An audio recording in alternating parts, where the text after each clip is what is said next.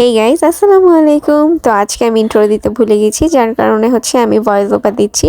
আজকে আমি জাহাঙ্গীরনগর বিশ্ববিদ্যালয়ের শহীদ মিনারটা আঁকবো। তো আঁকার জন্য ফার্স্টেই হচ্ছে আমি একটা আমার ক্যানভাস প্যাডের মধ্যে স্কেচ করে নিয়েছি, তাহলে আঁকাটা অনেক ইজি হয়। তো আজকে আমার আঁকার জন্য যা যা লাগবে সেগুলো আমি সুন্দর মতো গুছিয়ে নেব। লাস্ট দিন আমি পেইন্টিং করার পর আমার এই সবগুলো একদম মিক্স আপ হয়ে আছে, সুন্দর মতো গুছানো হয়নি। তো ফার্স্টেই হচ্ছে আমি স্কাইয়ের কালারটার জন্য হালকা স্কাই ব্লু কালারটা নিয়ে নিতেছি, একদমই হালকা। অ্যান্ড সব থেকে ইম্পর্টেন্ট জিনিস হোয়াইট কালার। তো হোয়াইট কালার আমি তো অনেকগুলো শেড হয়, আমি চিজ হোয়াইট কালারটাই ইউজ করব। প্লাস হচ্ছে আমি স্কাইয়ের জন্য আর কিছু নিব না, বাট ওই যে ইটের যে কালারগুলো, মানে যে শহীদ মিনার, ওইটার জন্য আমার এই কালারটা লাগবে।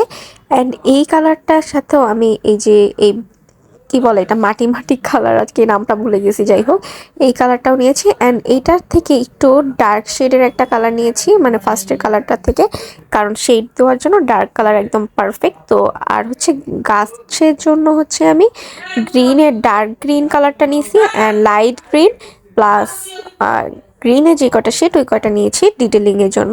ডিটেলিংয়ের জন্য গ্রিনের শেডগুলা সবগুলাই লাগে আই গেস, হালকা মানে ডিপের থেকে হালকা হালকা। তো এই তো আমি আমার সব ব্রাশগুলোও নিয়ে নিয়েছি, কারণ আমি তো জানি না কোন ব্রাশটা লাগবে কি লাগবে না। অ্যান্ড এইখানে হচ্ছে আমি আমার সবগুলা কালার সুন্দর মতো নিয়ে নিতেছি, সবগুলো একসাথে নিয়ে বসবো। আজকে সব কালার নিব না, তো এই তো আমি সবগুলা কালার একসাথে নিয়ে বসছি। অ্যান্ড মোস্ট ইম্পর্টেন্ট জিনিস, এটা তো লাগবেই কালার রাখার জন্য। অ্যান্ড এই তো সব কিছু নিয়ে বসার পর এই তো কস্টিপটা নিয়ে আসছি। লাস্ট ব্লগেও আমি বলেছিলাম যে আমার মাস্কিং টেপটা শেষ, তো আমি কস্টিপটাই ইউজ করতেছি, কস্টিপটাও ভালো। তো এই তো আমি এখন স্কেচের চারপাশে হচ্ছে কস্টিপটা লাগিয়ে নেব। আর এই তো ফার্স্টেই আমি আকাশের কালারটা করবো, এর জন্য আমি ফার্স্টে স্কাই ব্লু কালারটা, মানে যেটা একটু ডার্ক, ওইটা নিয়েছি। নেওয়ার পরে ওইটার সাথে আমি একটু হালকাটা ম্যাচ করে এখন হোয়াইট কালারটা দিব, যাতে একটা শেড হয়, একটা রিয়েল একটা ভাব আছে আর কি। তো আমি হোয়াইট কালারটাও একটু নিয়ে নিতেছি, অ্যান্ড হোয়াইট কালার দিয়ে আমি সুন্দর মতো হচ্ছে স্কাই ব্লু একটু ম্যাচ করে একটু একটা শেডের মতো দিয়ে দেবো। এইটা আর কি আঁকার সময় বোঝা যায় কোন শেডটা ভাল লাগবে কি লাগবে না।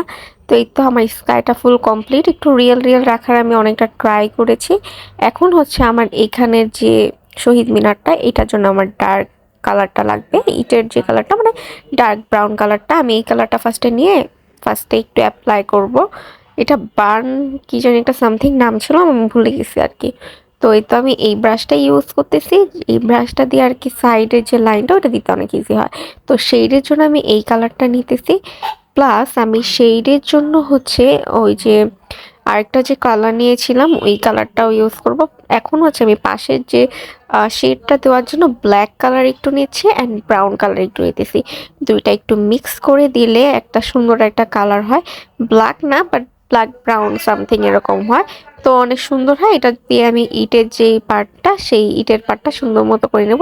ভিডিওটা আমি একটু ফাস্ট ফরওয়ার্ড করে দিয়েছি, না হলে ভিডিওটা অনেক বড় হয়ে যায়।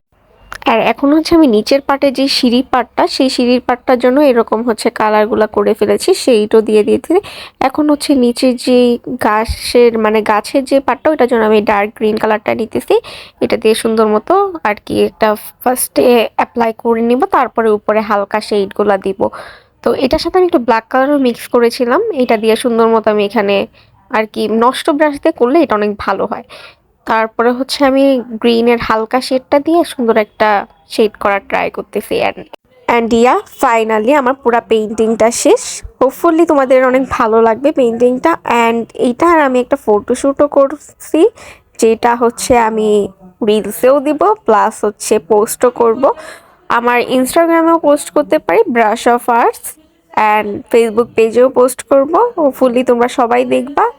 অ্যান্ড ইয়া এখন এই সব কিছু আমার গুছাইতে হবে, সব কিছু মেস আপ হয়ে গেছে। তো ইয়া, টাটা।